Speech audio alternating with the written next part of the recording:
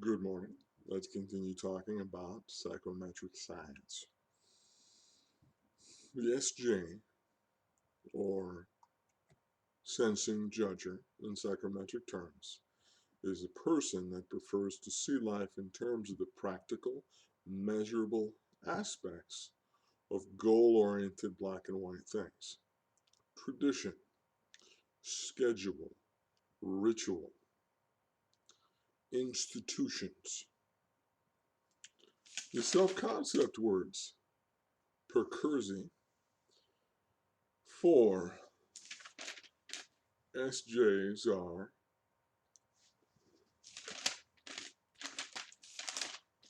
reliable, respectable, and beneficent. Reliable means you can count on them. Respectable means they don't do things that are embarrassing. They do the things that society expects of the person in their role. They do the things that the hierarchy expects of the person in their role. Beneficent means of good action. It means I do the right thing. It means if you need help moving, or you need to borrow a barbecue, you need to borrow a lawnmower, you call them and it's going to occur because it's part of their own sense of who they see when they look in the mirror. For these reasons, I think that the SJ, or as some psychometricians would call it, the guardian, sees themselves as a protector of the values of their own tribe and by extension of the values of their hierarchy, be that their family or their workplace or their church or their union or whatever thing they see themselves as a vital part of. As a result, most SJs see themselves as natural alphas. Now, I say that very cautiously because the person that sees the hierarchy, the self-justifying hierarchy that is present throughout most of churches and families and subcultures and workplaces, the one that truly believes in it really believes that there should be a super alpha at the top. If you're not that person, they don't mind. They're perfectly willing to be someone in the middle who is, in some ways, under other alphas and above other betas for the good of the hierarchy, for the good of the culture. In that way, every guardian is both an alpha and a beta because they see it as so vital that the system and the hierarchy continue, that they don't see any contradiction between that. Say you have a SJ parent who has told their kids one thing, but then somebody over his head tells them something different.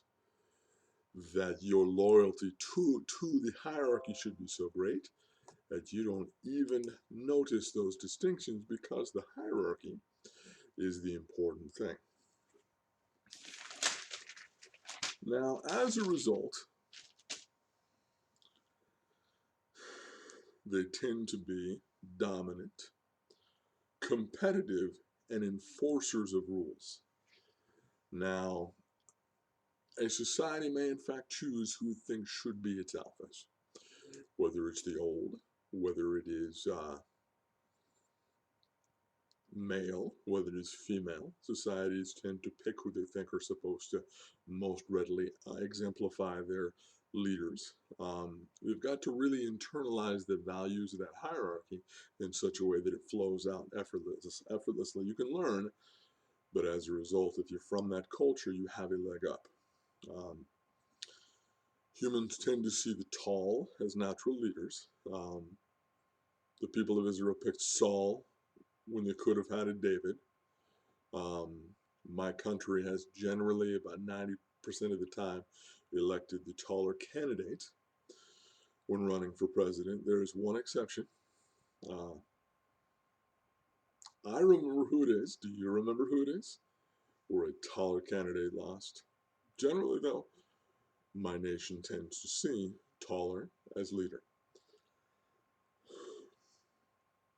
The example I want to give has to do with how we express our culture in a joking way through media. I want you to imagine movies about families where the parent is setting rules and is trying to be benevolent, but the kid is always trying to find a way to bend or break those rules. Now, you may see the kid as having power and freedom, but ultimately the parent catches him and the parent issues a discipline. Now, here is where the alpha mentality comes in. They're actually reassured and happy that they had to catch somebody doing bad and they had to issue a discipline, and the world feels better for it. They don't feel any social discomfort when they do that. Now, it's one thing if it's your kid. To go a step further to sitcoms, probably sitcoms from the 50s, where now it's the husband who's basically the parent role and the wife who's the child role. Not that I think that's interesting. That's the most unentertaining idea in the world. But, you know, there is an old sitcom about a Latino man who's a musician and his zany wife. And he would say, no, you can't come to the recording. You know, you can't come help me with this. And she'd dress up in costumes and she'd sneak in. The one who catches the person making the mistake and enjoys it and thinks that the world is now right because you got to catch somebody, that is an alpha trait. The one who loves having the fun and breaking the rules and sneaking around, you know, trying to get away with stuff, but is then reassured that the world is right because somebody caught you, that is a beta trait. Reassured that somebody put you in your place is a beta trait. So I want you to translate that into a hierarchy of adults, a hierarchy of similar age people. That SJ alpha sees it as their natural role to present themselves as the person who reminds you what the rules are, looks over your shoulder, catches you, gives you a real stern talking to, really feels right and in their element, putting you back in your place. And feels like things didn't get weird, they got normal, they got appropriate when they have an opportunity to verbally, or even like with paperwork, put you in your place. And that's how life ought to be from the inside of that and inside that person's head. And then there's a joy in I get to proclaim the rules. Even if I didn't make the rules, I get to proclaim the rules. I get to chastise people. I get to reassert and reassert my position of authority over you. I don't get tired of it. They, in fact, are invigorated and reassured that the world works when they get to remind you that they're in charge and that they're right and that you're wrong. Now, this is something a Sigma can't interface with. A Sigma can't figure out why anybody finds that to be a reassuring experience. That's a reason for a Sigma to quit a job sometimes. If that's what you basically have to do is continuously catch people in mistakes and grind it into them if they're wrong. There's no stimulus in that. There's no intellectual interest in that. But so the SJ, a natural hybrid alpha beta. They can't see the hierarchy, so they can't be Sigma. And they're far too respectable to ever have the low social value that goes with being an omega. So they can't be an omega. They are an alpha who will sacrifice themselves only for the hierarchy itself. All right. Thank you. Please like and subscribe.